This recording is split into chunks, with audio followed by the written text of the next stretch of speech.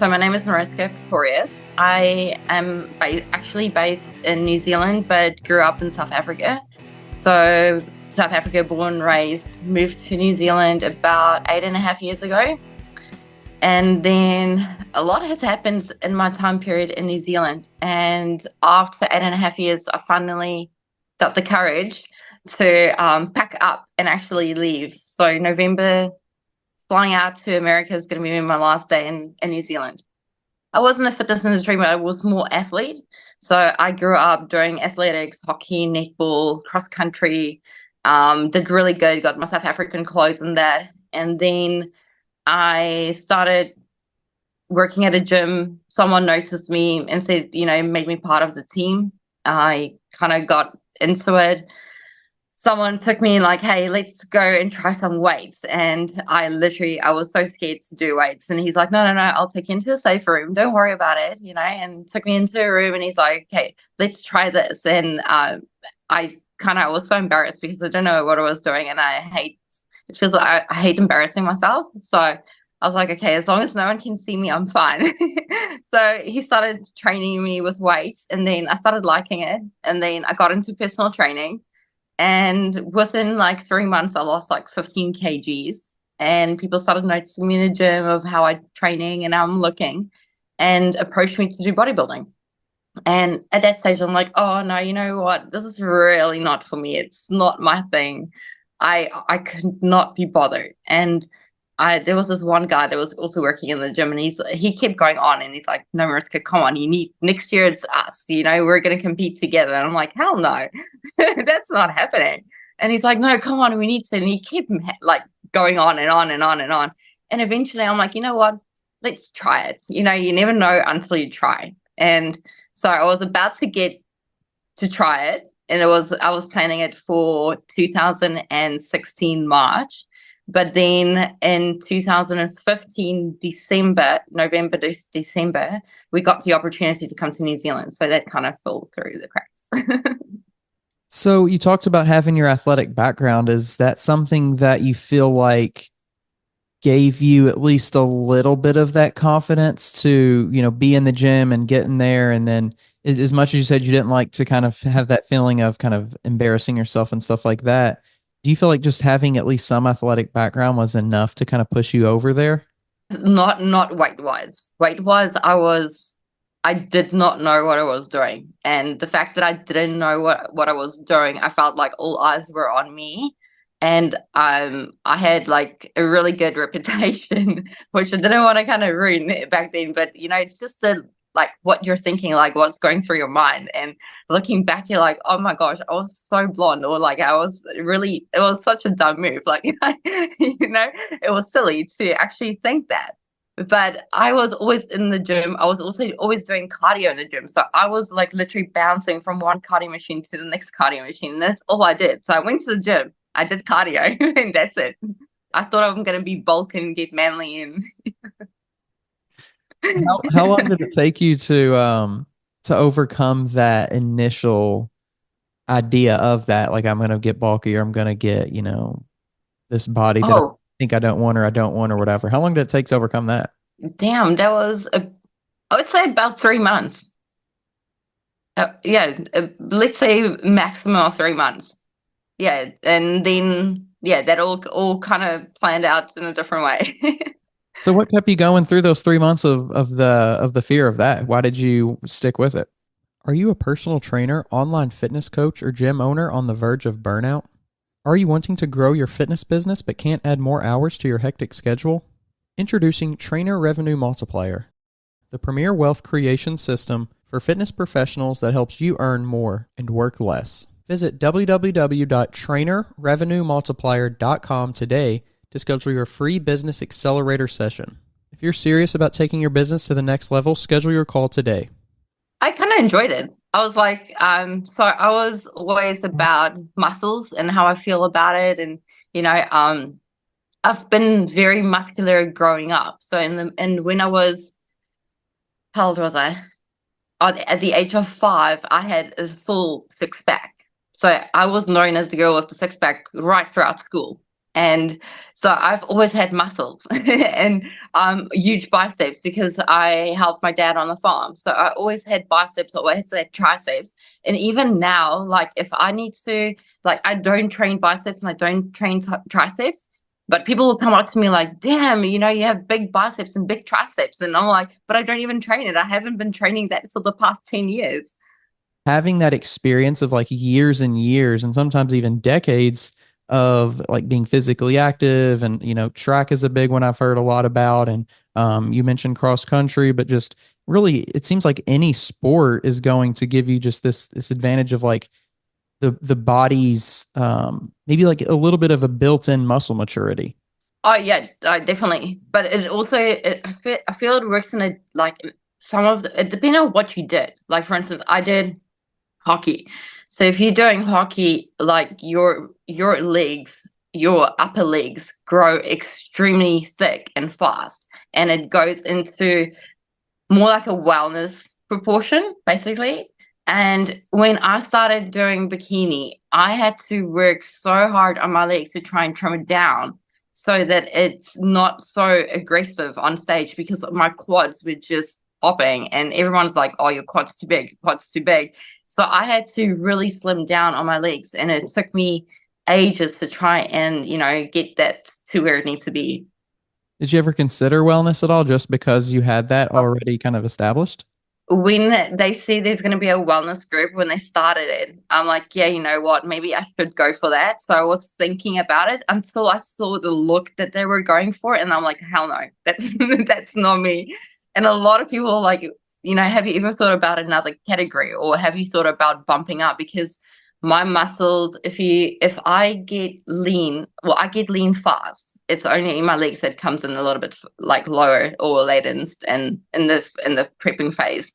But when you look at my muscles and how shredded I get, everyone's like, you need to move up a category because bikini's not as shredded or as hard because my muscles go extremely hard. And I'm like, but I don't like any of the other looks, I don't like how, yeah, for them, amazing.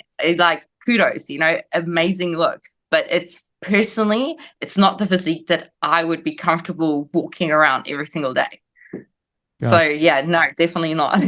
I'll stay where I am. Bikini is more it. There's a lot of people that say, but you'll do so good in wellness. You have the potential, you have the legs, yeah. And I'm like, but it's just not me. Like, I've like a little bit of a background growing up. My dad was a very harsh person on being overweight.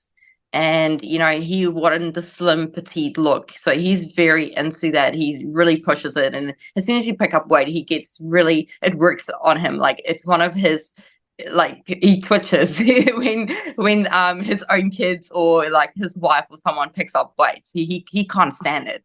And so he'll push us, and I've been having that pressure from really young on. Even as an athlete, I had to perform to the top notch. He'll be standing there, like even though I'm winning by 100 meters, more than 100 meters, he'll stand there with a timer and he'll scream at me. He's like, "You're not fast enough. You need to run faster."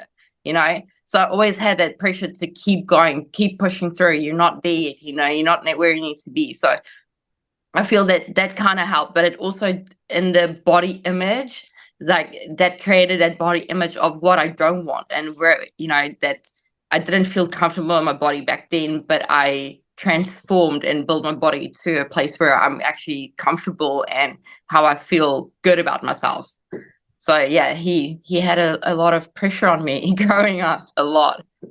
Do you feel like you have, taken that experience away growing up? Do you feel like now that you are kind of on your own journey in a sense that you have any tactics to like balance that out a little bit to praise yourself when you deserve it? Like, be hard on yourself when you need to be hard on yourself, and like be honest with yourself and all those things, but also kind of remind yourself, hey, I'm doing well. I'm putting in the work. I'm checking the boxes. Do you find yourself having to like remind yourself of that? Oh yeah, constantly. There's a lot. Like I can use an example of just this last week. Last week I did a photo check-in, and I posted a photo of, I think I was doing a front pose, And at that stage, I'm like, you know what? I'm looking really good. I'm doing good. I've been through so much going through this prep, and I feel like it's good. I look good.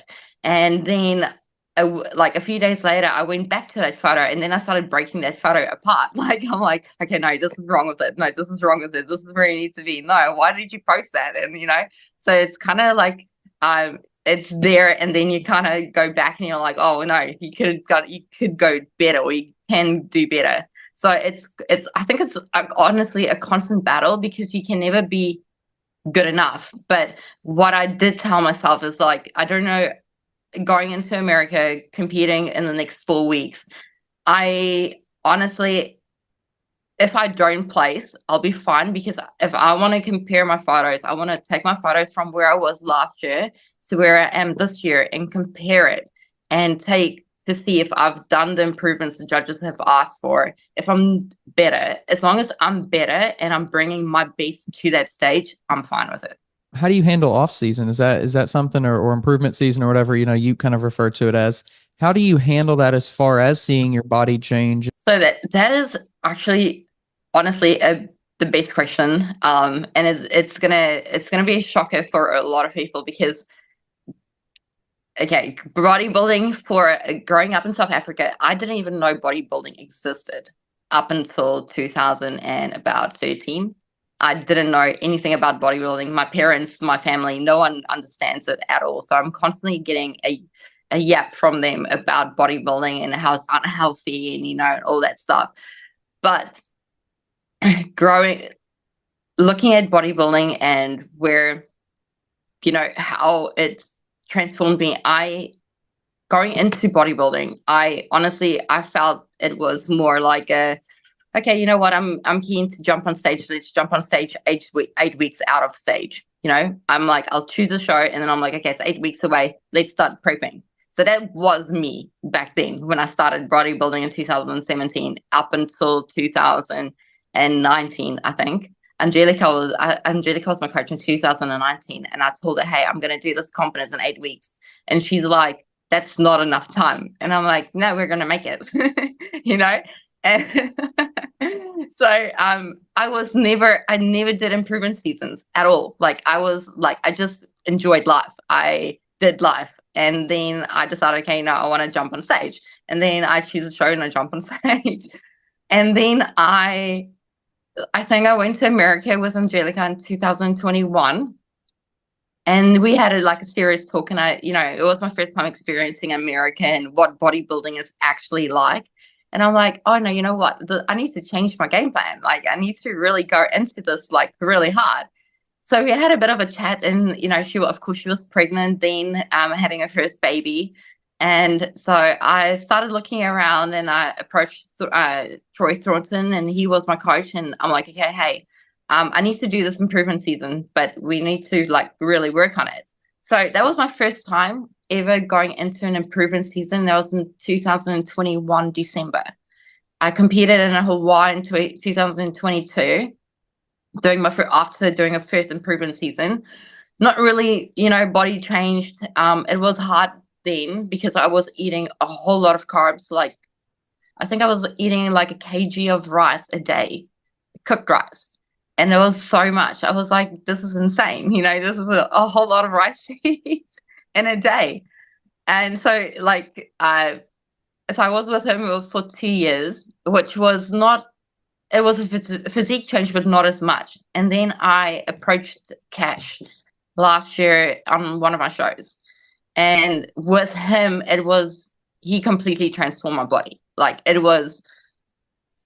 got to a stage where I'm like, coach, can we please slow down? Because I'm getting way too fat for myself. This is not what I'm used to. Can we kind of just pull the brakes and just stay, maintain for where we are, and then we can, continue after a while. Let my mind just get used to how I'm currently looking, and then we can, step it up again.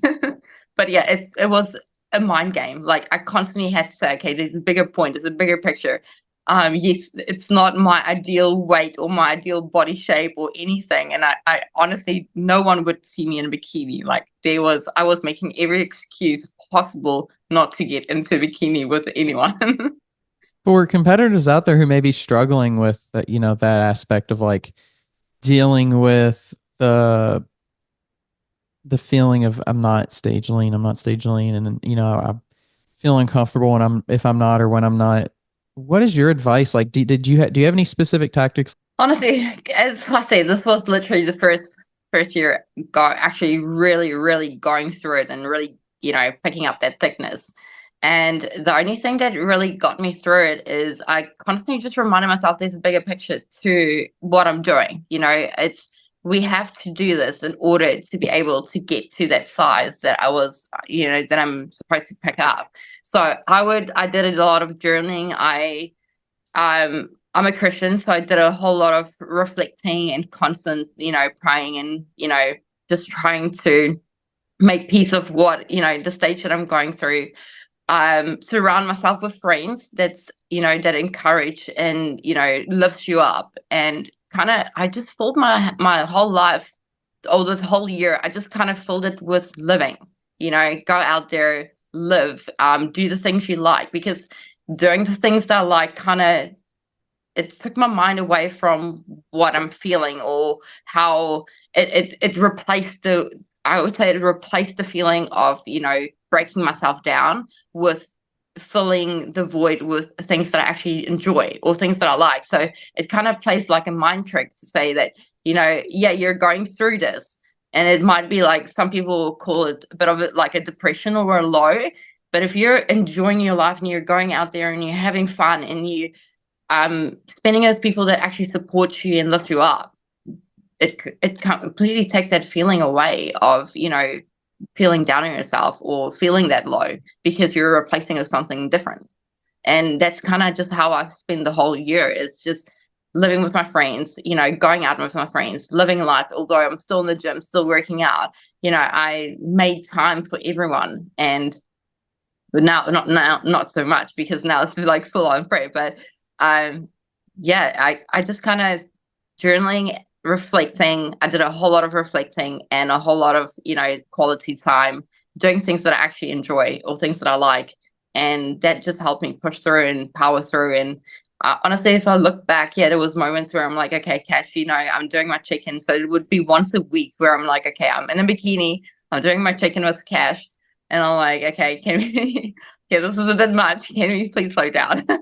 And he's like, yeah, okay, let's break it for a bit. And then like 2 weeks or a week later, he's like, okay, let's push again, So, yeah, it was fun. Like I would say you get your lows, but I would say I literally went out there and filled it up with so many highs that I can barely remember any lows. Are you a personal trainer who wants to scale and grow your business online? Have you been coaching online for years, yet don't know how to incorporate online into your current business model? Introducing Trainer Revenue Multiplier, the premier wealth creation system for fitness professionals that helps you earn more and work less. Visit www.trainerrevenuemultiplier.com today to schedule your free business accelerator session. If you're serious about taking your business to the next level, schedule your call today. And when you first got into bodybuilding, you were talking about like you really didn't want to do it, but there was this guy who's just like, hey, let's do it. And you kind of more or less kind of like caved in, like, all right, let's just see what happens. Going in, before you actually stepped on stage, what was your thought? Like during that prep, what was your thought about the whole thing? Did you feel like it was something that was going to be a kind of a one-time experience or more of like a long-term thing? Oh no, one time. Like one time all the way. I was just like, I just wanted people to shut up, just get it out. And back then I'm like, oh, I just want to do it and get them off my back, so that I can say, okay, I did it. So now it's not for me, that was my whole plan going in. Like, I'm doing this prep, I'm going through all this punishment, I'm working my butt off, and, and then I don't know, I just got to stage, went on, and I'm like, man, I love this.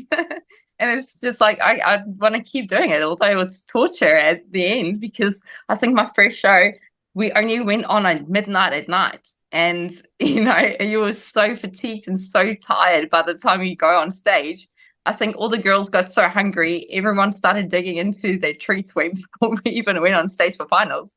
Did it seem like transformational at all, or did it seem like when you stepped on stage, or maybe, finally when you got off stage and the show was over, did it seem like that was going to be like a big experience in your life, like a life-changing experience, or like this thing that moved your life in a new direction? At that time, did you see it as that? For me, like stepping on and coming off, it was, for me, it was like, I enjoyed this, let's do it again. But it was not like, oh man, I'm going to go to the Olympia, or hey, I'm going to get my hit pro card at that stage. And I was just like, okay, just go for it. I think I did a pro am, so it was an international show, which I did, was my first one. And my partner at the time, and he was, when I went, and he's big into bodybuilding. He actually wanted to be a bodybuilder. So we went in, and I can't remember, it was one of the bodybuilders that actually passed away. He was a 212 champion. He was lying in the middle of the carpet when we walked in, and he's like, wait, what? So what is he doing here? And I'm like, it's an international show. And he's like, are you crazy? Are you really doing an international show as your first show? And I'm like, yeah, go big or go home. That's and it was fun. So, but also, like, stepping out, I knew I wanted to do it again because I enjoyed it. But I didn't think like, hey, let's go pro, or like, hey, we're gonna go to Olympia, or hey, like, this is gonna be my lifestyle for the rest of my life. Well, I'm gonna make this me until when does that mindset change? I think 2000, and I would say 2018, 2019. 2018, I really started chasing the pro card. Like, I really wanted it. But still my mindset was not actually where it's supposed to be. So I'm glad I didn't get it back then. And then, going 2019, there was literally 2 years after my first comp, I turned pro. And with Angelica, she's like, okay, yeah, let's see. I can't coach you now, but, try Kim. So I did a quick show overseas just to see how I'll do, or how I feel. Enjoyed it, but still, like, then I was like, you know what? Still getting the feeling, still getting the hang of everything. Until I went back to Angelica the next year. I'm like, okay, you know what? We went through COVID. I did a bit of a transformation with Mo, which is the New Zealand president. So he helped me, coach me a little bit throughout COVID area where we were in lockdowns. So he was training me and giving me diet advice, and I was just following that accordingly throughout the whole year. And then went to Angelica in 2021, and like, okay, let's do this. So we were about to jump into Australia, and I think going into the one, I could not do Australia because we went into another lockdown in my peak week of Australia. So there was no flights going out of New Zealand. And, then Angelica's like, you know what? I just wanted to, let's do America, come to America, compete in America. You need to experience it. And I think that transformed my whole thinking of, I can actually do this. I actually enjoy this. Let's make this a lifestyle. And it completely changed my life. Like, if I need to look back, it actually saved me. Bodybuilding saved me. That motivation, that push through, that there's more to life. It helped me because you're so constantly working and trying to improve. You get your lows, you get your highs. But that also, I took that and I put it into my own life, like at work, relationship, and I realized what I was going through, and it helped me through so many deep waters that I didn't even notice that I was drowning, but it started saving me. And it got me to a point where I am now, where I'm looking back and I'm like, wow, what the hell? I went through that. And the more I look back, I'm like, you know what? If it wasn't for bodybuilding, I would not be the person I am today. I would have drowned. I would definitely have drowned if it was not for me sticking to my bodybuilding and, something that gives me purpose in life. Because at a stage, I didn't have that purpose, to help me push through. Yeah, that's really powerful. Whenever you had that mindset shift, if you can put that into words into like what that manifested itself as? For me, the change was the diet. The diet was my main thing because even though, training was always part of me. If it was, running was my life from I was 5 years old. So I always ran, always went for a run in the afternoon. So running was my go-to, my escape, my minute to myself that I took, and just to go and have a massive run. And I would just reflect and process whatever the day hold or whatever it was going through. But then I replace that with gymming. When I get to the gym, I go and train, and I just process what I'm feeling and just take it out in the gym. And so for me, the change was the diet, because I'm a massive foodie. I love food. So to let go and, to realize that, this is not feeling my body. This is actually making me feel bloated. This is why I'm bloated. Or, food sources, getting to know your body, what works and what doesn't work. And then you're like, wow, okay, normally I'll go and I'll eat a sandwich, and now I'm eating chicken and rice, but the sandwich makes me feel bloated and it makes me feel crappy, and later on I'm hungry again. And when I'm eating rice and chicken, I actually feel good. It makes me feel good. It makes me feel clean. I'm not as yucky, and I would say the same thing about drinking. Like, you always feel really horrible the next day, or you feel slow if you had a few drinks the next day. And so that just learning what your body is going through and accepting it. And, that was my transformation. That was the biggest one for me, is going through that and realizing why I was feeling the way I was feeling, or why the body reacts. Definitely food was my diet was my downfall back then, a massive downfall. And I would say it keeps improving year by year. I was telling someone else last night that I was a massive Coke drinker. I love Coke. And at the beginning, when I was doing prepping, I would struggle to let go of Coke. Like, I really, really struggled. I was so addicted to Coke that I could only let it go in my peak week. That, that's when I let go of the Coke. And it's only for a week. And then I need to have Coke again. And now, last year, if you had a look at last year, before last year, people were like, oh yeah, but just do Coke Zero. I'm like, hell no, that's not Coke. Like, that does not taste like Coke. Don't give me that rubbish. I'm not going to drink that. And then if I look back at last year, I was like, if I went out and I had to get like a takeaway, I'll actually order myself a zero Coke, zero sugar Coke. And then people will give me the grief, like, oh, what the hell? It's not Coke. What the hell are you drinking that? And then they're looking back at this year, and I'm like, well, I'm not even going there. I'm not even craving Coke. I can't even remember the last time I had a Coke. So it's like, so much has changed, and so many things that I used to eat. I don't even like pasta. I can't even remember the last time I had a pasta, because it's just part of who I am, or what I'm eating at this moment, or my go-tos. Mm-hmm. Yeah, it's funny how we can really, like, how much food defines our world. No, definitely. So one thing about that I can say about New Zealand is takeaways in New Zealand is not great. Like, it's really not. It's not the best. So you kind of need. I'm always on the hunt for better food in New Zealand, and then you get to a point where you're like, you know what? I'm so through being disappointed of ordering something and it doesn't taste great, or it's not that wow factor. So you kind of stop tasting, and I just decide to make my own stuff at home. So that's how I constantly feel in New Zealand. So when I go overseas to America, I would what gets me through is I love American food. So I can't wait to actually be in America to have takeaways, because takeaways in America is 10 times better than New Zealand. New Zealand is bland. There's no taste. They really need spices in New Zealand, to spice up their food. And same with South Africa. South Africa has the best food ever. So for me, the cheat is there.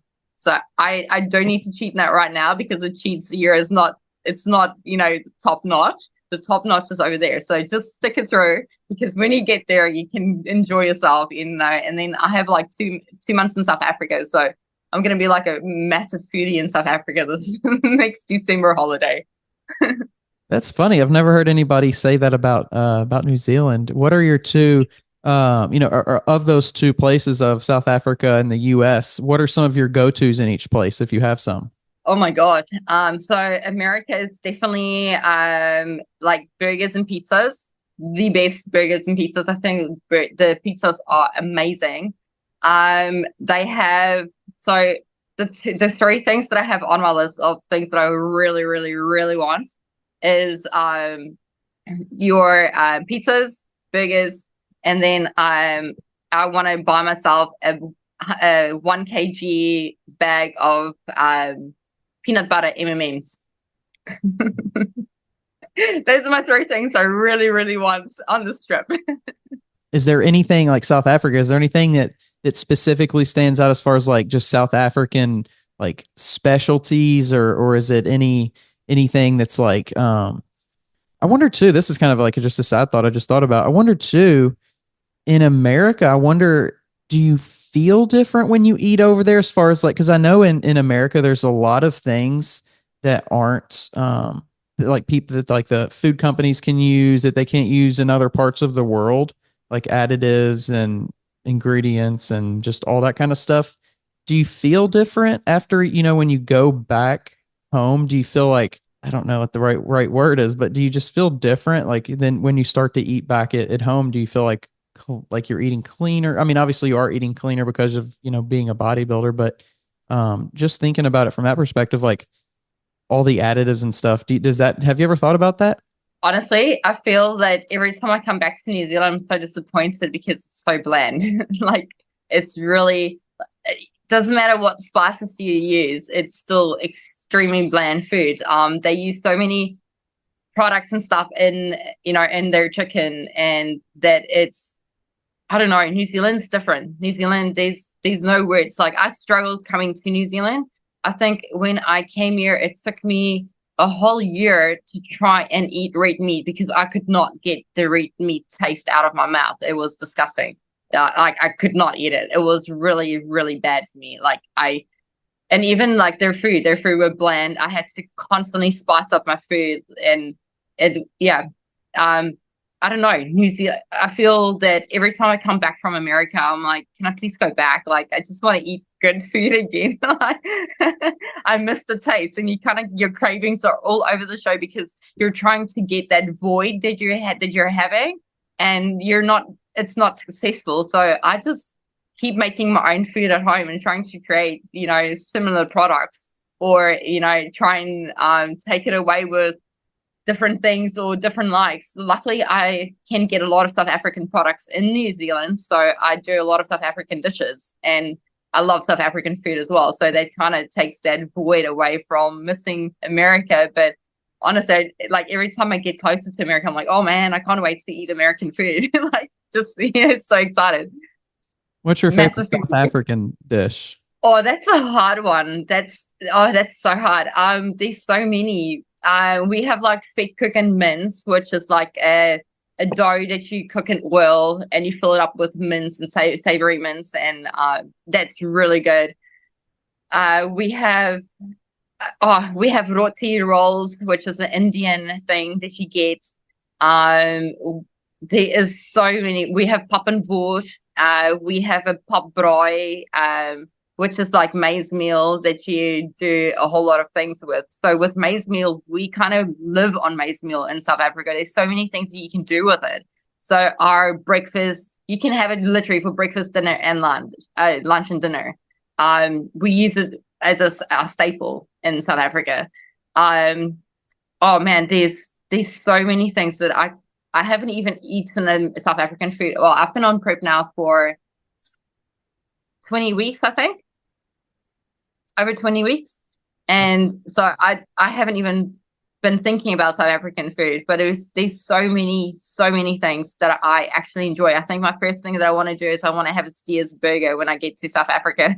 Like that's my number one. We have malva pudding, which is a dessert. we have koeksisters that is like a dessert. We have biltong, which is like beef jerky, but just 10 times better. So I can't wait to get home to my dad because he makes it. So it's like biltong and drywurst. And then my dad makes his own boerewors, which is sausage, but it's with beef and some pig fat that they put inside. It's absolutely amazing. He makes some garlic inside it. So there's, I don't know, there's just so many, and the meat's just different as well. So I can't have wait to have a nice barbecue with my dad.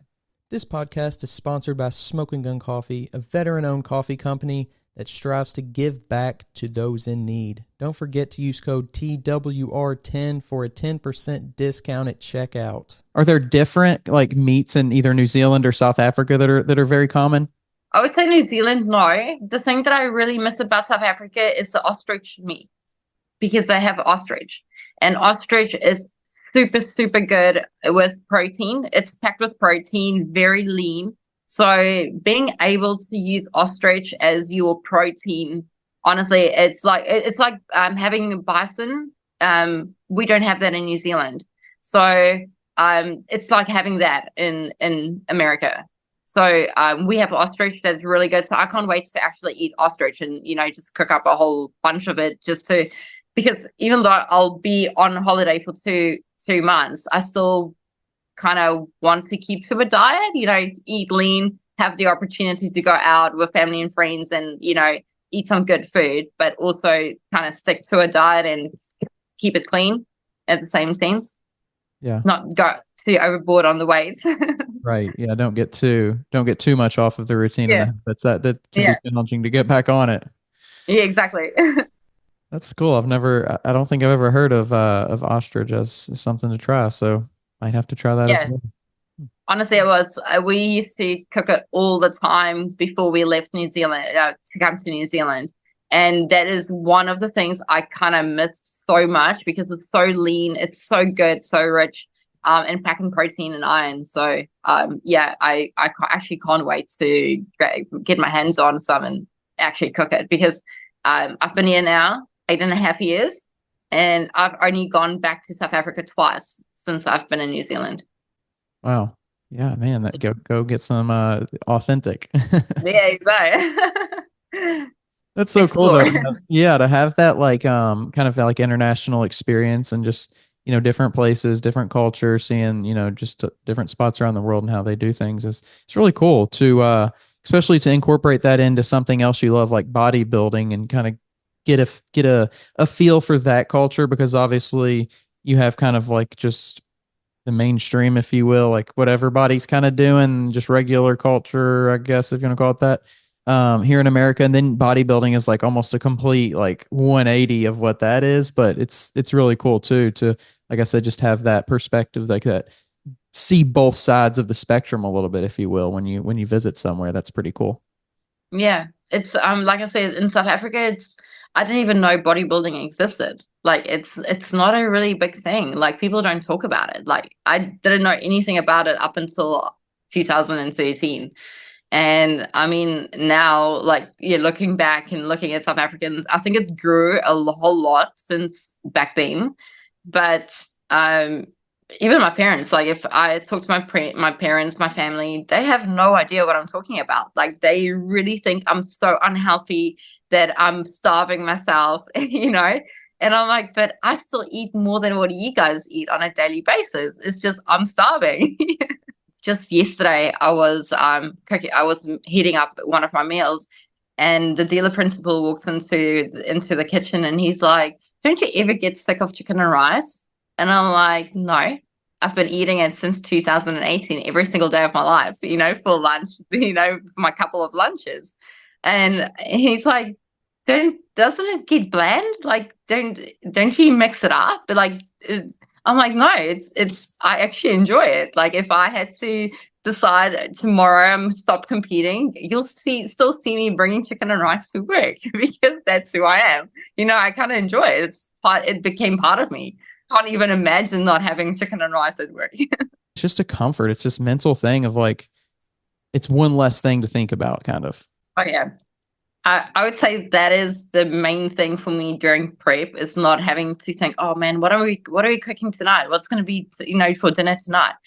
I think that's the one thing I hated because I hate deciding what's going to be for dinner. Like, can you please decide what you want for dinner? Like, I'm over it. Like, I'm running out of ideas. So I think that was the biggest thing for me. And this year, it was me. Well, actually, this past 2 years I've been single, and I I just enjoy it so much because I don't need to think about what's for dinner tonight. I know what's for dinner tonight. It's my menu. It's what's on my diet.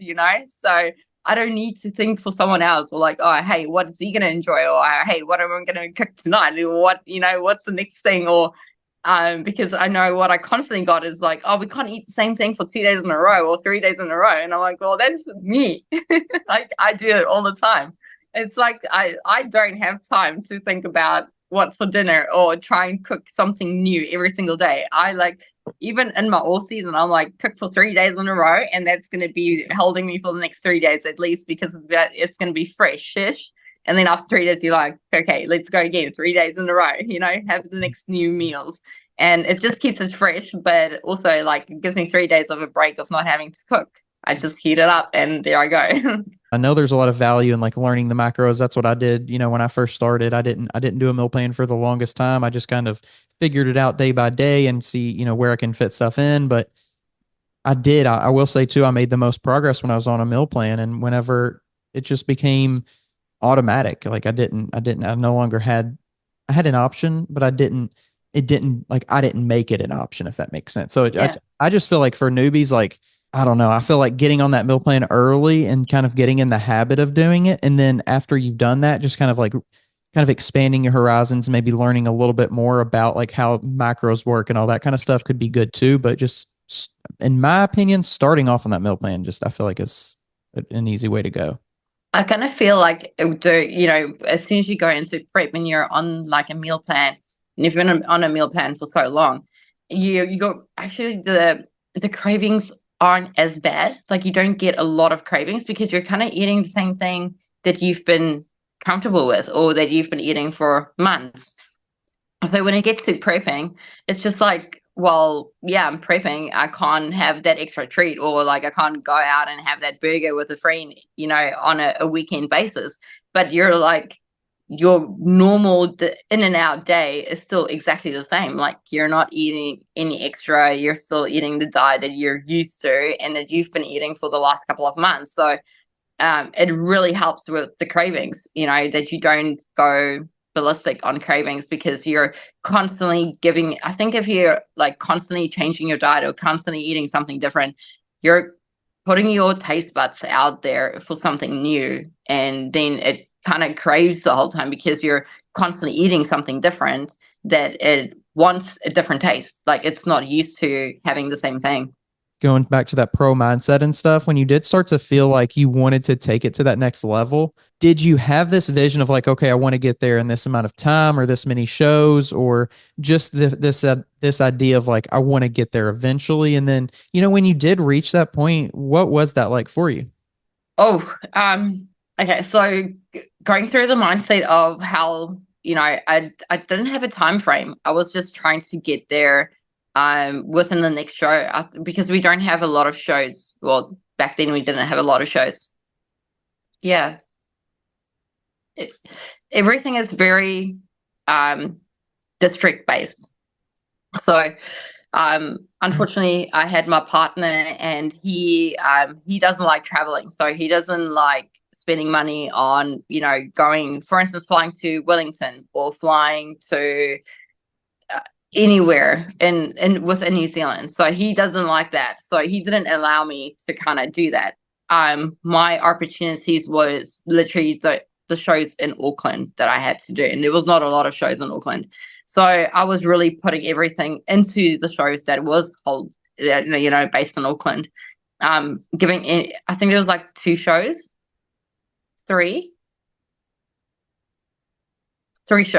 in Auckland. And then there's like your national championship.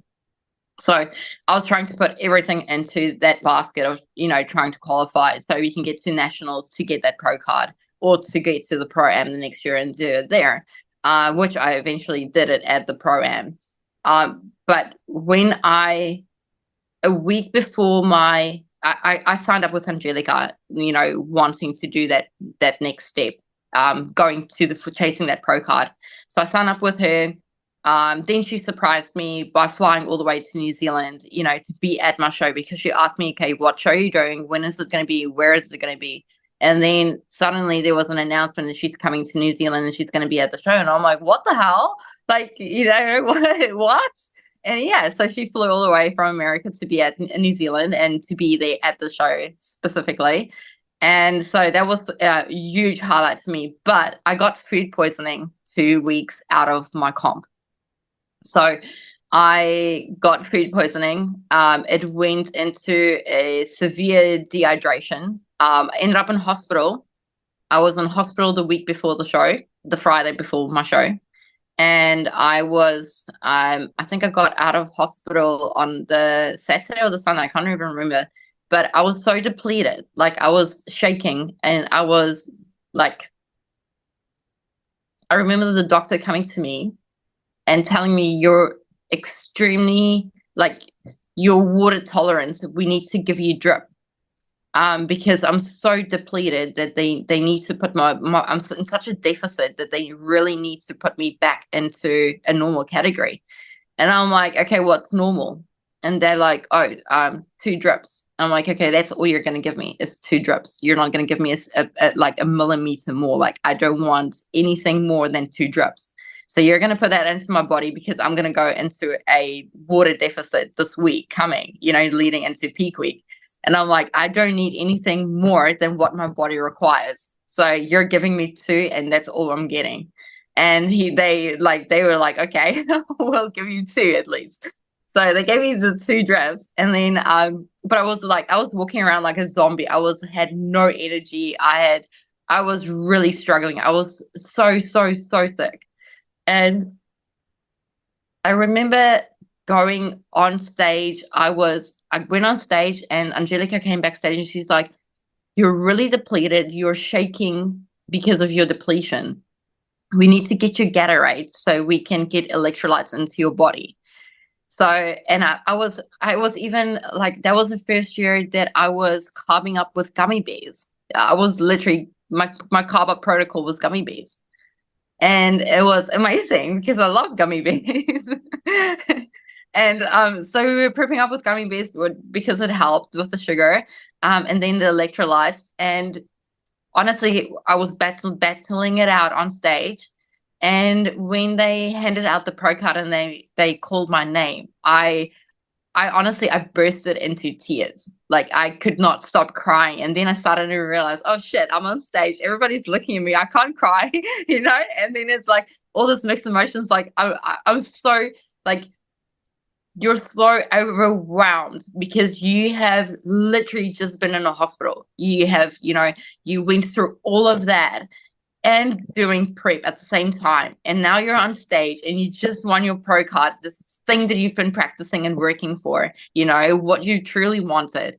And Angelica, 2 times Miss Olympia, is handing out the pro card, on stage, which is my coach. So it was like all these feelings all at once, like literally just punching me right on the gut, like of crying, happy. And it was that feeling. It's undescribable. Like, I can just say I was overwhelmed with a whole lot of emotions all at once. Like, literally my first instance was starting to cry, and then I'm like, you can't cry, but you're on stage, everybody's looking, everybody's taking photos, you need to be happy. And then it's like, but I just went through this, I just went through this tough time, and I made it. I can say I've made it. There's no girl that can say they went through that and they still got their pro card. So yeah, it was that was an amazing feeling. And I'm sure that if I have to qualify, someone asked me like what it would be to qualify for the Olympia, that would be the exact same feeling, because you've been working so hard, been pushing through. And if you get that announcement that you're going, I think that emotion will hit me just as hard. And that would be the exact motion of what I experienced turning pro. How do you chase that level of like emotional high but also do it in a way that's sustainable in such a long process and long journey. I mean, you're talking about, right now being in prep for 20 weeks. How do you chase something that's so high, but be in the process of doing so be so level? It's constantly a constant reminder of, where I want to be. I constantly compare myself to how I looked last year. I have looking back, memories pops up, and you're like, okay, do I compare? Like, how am I looking to? No, how did I look last year? How am I looking now? How do I feel last year? How am I feeling now?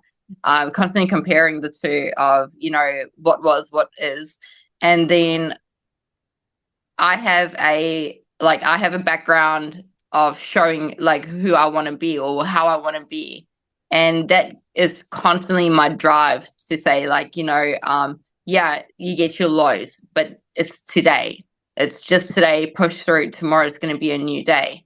If you've had a setback, that was yesterday. Leave the past in the past. You need to move forward. So tomorrow's going to be a new day. You start clean, you start fresh, and you keep moving forward. So I constantly remind myself about that. And I think that's where Christianity comes in for me as well, because you're constantly improving, you're constantly going on your knees, asking for, giving you just that extra strength to push through for today. And being motivated, I have a huge support group, not just as my friends, but also at work. Like I feel like I have like a constant cheering me on from everywhere. And that helps me to push through, even through those lows, they will pick me up and kind of like, hey, Mariska, you got this, you're looking really good. Even though you don't feel good, you're like, they'll pick you up and, just boost you to keep going. And I feel like I've been getting that a lot this year, like from work people, clients, people that come into like I'm a business manager, so I see new people every single day, and they'll come in. Someone will come into my office and they're like, "Man, you look really good. Like, what do you do? Do you do bodybuilding?" And and then that kind of gets you on another high again because someone noticed without you even telling them. So it's I don't know. Maybe I love what I do. Yeah, I think that when you do that, when you love what you do, the hard times are always going to be there, but you have that to fall back on, that it's Yeah. enjoyable, and you want to do it. You find pleasure in doing it. You find value in doing it. What's the outlook for you? I mean, obviously, like you said, reaching the Olympia stage, and of course, once you're there, obviously you want to win, but what is the overall, like, I want to do that. I want 5 years. I want 3 years in the sport. Like I just want to, continue to do it for as long as I possibly can. Or, what's your outlook? What's your kind of forecasting in the sport for your own personal journey? I get it a lot because people are hammering me about my age and not being married and not having children. I think the children part is the big thing people are honestly constantly giving me a hard time about. Um, I am not in a rush to find someone, and I'm not, and until I find someone, I am not going to have kids, for instance. You need someone to be able to have kids. So until I kind of find some, okay, so let's go backtrack. I promised myself that if I truly find someone out there that will be the love of my life in that sense, I will give it 2 to 3 years still in the sport, because you need to think about family, getting older, and there's kind of more to life. It's amazing, and it'll always be a part of me. But if I don't find someone, this is what I like. This is me. This is who I am. And no one's going to stop me. So I'll keep doing this for as long as I want to do it. Like, there's no time frame for me. There's no deadline for me. I feel I can keep going until, masters, how old are the masters? 45. There's no deadline, because for me, I feel I can take this tactics of being in prep and put it into my daily routine. It makes me focused at work. It makes me driven at work. It makes me, a go-getter, always hungry for more. And I feel improved my lifestyle and me as a person so much of doing the sport, that it helps me in my personal life as well. It helps me in my business career. People take me so much more serious because they see how driven I am in my sport, and that makes them respect me so much more within the workplace. So it benefits me way more than anything else. So until I meet someone, that I feel this is it, I'll keep going. There's no deadline. It seems like it, like you said, it adds so much value to your life, and you really enjoy it. So best of luck. And obviously the short term, looking at just the shows and stuff coming up that you have, and just moving forward in the sport. I look forward to following you and seeing where you go, and hopefully seeing you up there on that Olympia stage pretty soon. But I really appreciate you coming on. Yeah, perfect. Thank you so much for the opportunity. It's been really awesome talking to you, and just having a bit of a catch up and kind of sharing my story. It was great. And if you want to, before we head out, if you want to share any socials or anything like that, you can. Oh yeah, they can follow me, of course, on Mariska Pretorius _ IFBB Pro, or just Mariska Pretorius on Facebook. But I post a whole lot on Instagram, and people can follow me, follow my journey. I'll be posting everything that I'll be doing for the next 6 weeks that I'll be going into America. 3.5 weeks in America, and then I'm heading out to Spain to do a comp in Spain, and then 2 months in South Africa of just having some family time, filling up all the baskets. And then next year is going to be a big year for me of truly putting everything into my competing industry. If you're tired of searching for a coach or trainer, somebody who knows what they're talking about and has experience, make sure you go check out the new Coach's Corner on weightroompodcast.com. You can find quality, qualified coaches to help you achieve your goals, whether that's in bodybuilding or just general fitness. Stop wasting time and start achieving your goals today. The link to the Coach's Corner is down in the description below.